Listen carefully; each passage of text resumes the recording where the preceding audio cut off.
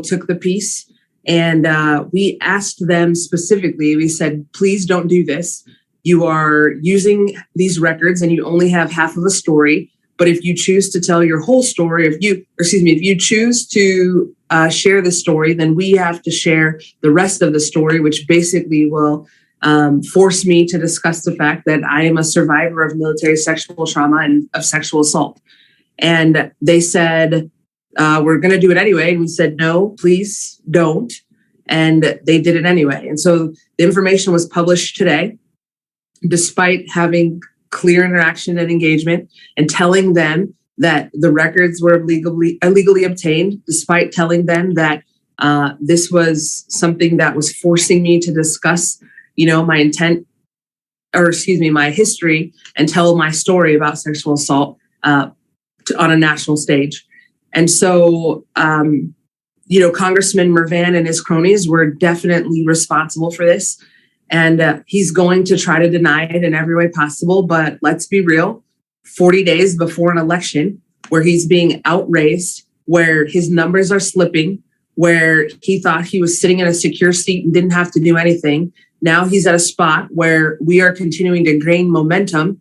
We've outraised him, and we see that this is a national level race that I am continuing to gain influence here.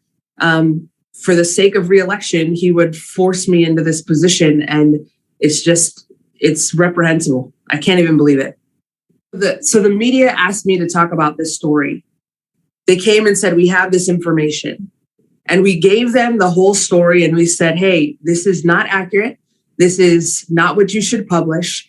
And they said, basically, we're going to do what we want. And we said, no, please stop, don't. And yet they did what they wanted, got what they wanted. And 100%, Adam Wren and his cronies at Politico are already on to the next story. But the reality of it is, like I said at one point in my life to my assailant, no, please stop, don't. And he did what he wanted to do. And so this is the exact same situation all over again, all because there was a man who wanted some sort of gratification. Congressman Frank Mervan gets his gratification of trying to think he's smearing my name. Adam Wren gets his gratification of thinking he's going to get a good smear story out of it. And all it does is essentially reopen wounds for victims. And it's just, I absolutely cannot believe it. I'm so outraged. And I believe that there's going to be some other, political operative or some sort of reporter who's going to try to take this story and smear it or make up other things and try to write it, because Congressman Frank Mervan isn't going to get the play that he wants, because I'm going to stand up for myself. Last time I stood up for myself, and I believe that I got crushed. I believe my career got derailed intentionally. And afterwards, here we are in a situation where I had to fight the Air Force. I had to talk to them about it. I spent a lot of time in trying to figure out a solution to this problem. And I just feel like at this point, I'm not going to be silenced again. I was silenced before, and now I'm not going to let it happen again. So I'm going to stand up not only for me, but I'm going to stand up for every other survivor, every other vet, every other woman, because I'm not going to let Congressman Frank Mervan do this. I'm not going to let Adam Wren do this. And I'm just done with it. The only reason that we're having this conversation today is because Adam Wren wanted to write a piece that was focused on a brief bio with this line of 60 characters, 50 characters to try to answer Frank Mervan's call, and at the call of his cronies to smear my name.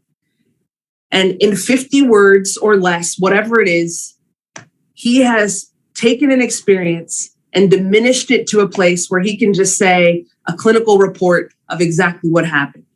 And so he really does not have the full story. Like, I'm surprised because Adam Wren spent time in this article focusing on every single detail, down to the skirt I was wearing, down to the color of the skirt I was wearing, down to every single knob I touched, all of those things.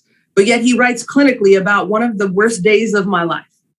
And so he has no idea the concept of being forced to be in a 4x4 round circular area, 30 feet in the ground in a tower where you only have windows and a 30-foot drop on the other side, 30-foot drop to escape, somebody who is blocking your path, somebody who has a clear intent with a weapon in hand, who is focused on trying to take advantage of you, and you're able to escape that with minimal physical harm, and he wants to reduce that to 50 characters. I told that guy, no, stop, don't. He didn't speak my language, and I had to get out of there and escape for my life. And the reality of it is Adam Wren is doing the exact same thing. Frank Mervan is doing the exact same thing. And you know what? If I were on the other side of the ticket, they would weep for me, they would mourn for me, and there's no other time and no other place. Only because I'm a Republican do they feel this is acceptable. But it's unacceptable for every vet. It's unacceptable for every woman. It's unacceptable for everybody who has ever been a victim of sexual assault in their entire life. And I sat quietly once, and I went through the paperwork process, and I settled it with the Air Force one time because they said, don't stand up. But I will not be silent anymore. And a message for anybody who's in my district.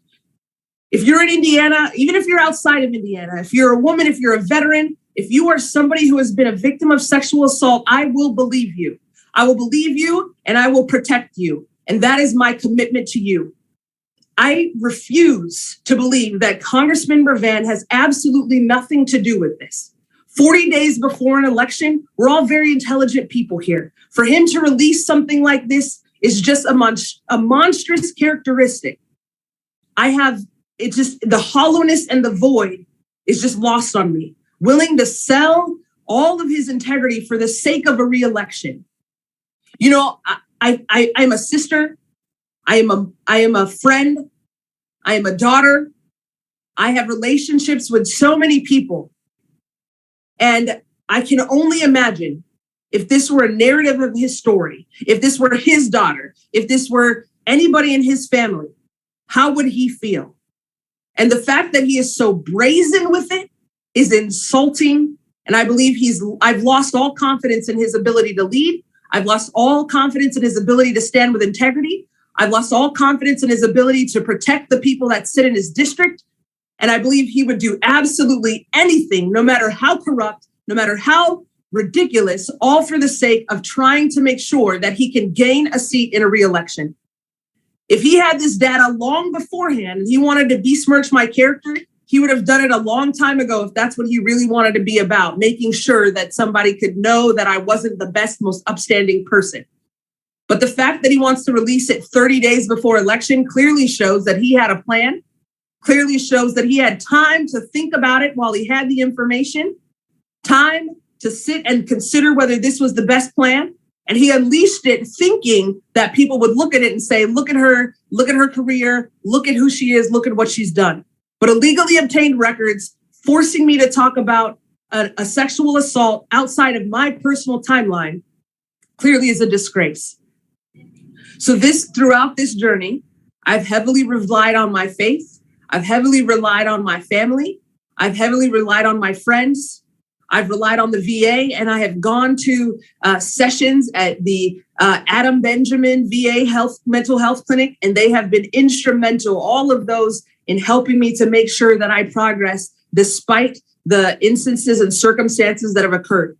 And so as far as the one quarter of the story that Congressman Mervan thinks he has and wants to push out, and Adam Wren has and thinks he wants to push out, I've been promoted twice in the military. I've been selected as a commander in the military. I'm in good standing in the military. I received an honorable discharge from active duty in the military. I'm currently serving in the military. And so despite all of these allegations, I've continued to have a prosperous military career. And, you know, Combat Sexual Assault is an organization led by Lindsay Knapp. And she was instrumental in helping me to fight this, in helping me to make sure that I address this through the proper channels with the military. And Lindsay Knapp is a supporter of victims. She is somebody who understands the complexities of this. She's somebody who understands the military. She served in the Army as a JAG officer. She's somebody who understands the paperwork process of the military. And she is somebody who will have your back. If you are a victim of sexual assault, if you're a veteran, If you need help, talk to somebody, because I recognize the gravity of what this can do to your mind. Not only is it an assault on your body, not only is it an assault on your mind, not only is it an assault on your life, it's an assault on your military career, all of these things. And then there are people like Congressman Frank Mervan and like Adam Wren who will cheapen and diminish all of that hurt and all of that pain for a story or for a re-election for their own objectives. But if you need help, make sure you get it. And I don't care what happens on November 8th. If you need me, I am here and I will help you and I will get you connected and I will believe you. There are methods to make sure that you're taken care of. And so at the end of the day, I will say to Congressman Mervan and to Adam Wren at Politico, I am not just a victim of your re-attack on my original attack. I am a survivor and I am a thriver, and I will continue to make sure that I help people. And you forced me to tell my story, but I will not sit and be quiet. I will not sit and let you railroad me, and I will not let you win, because this is insane. This is wholeheartedly unacceptable, and I will not stand for it. And I will protect the women of the 1st District, and I will protect women and veterans and victims, because you clearly won't.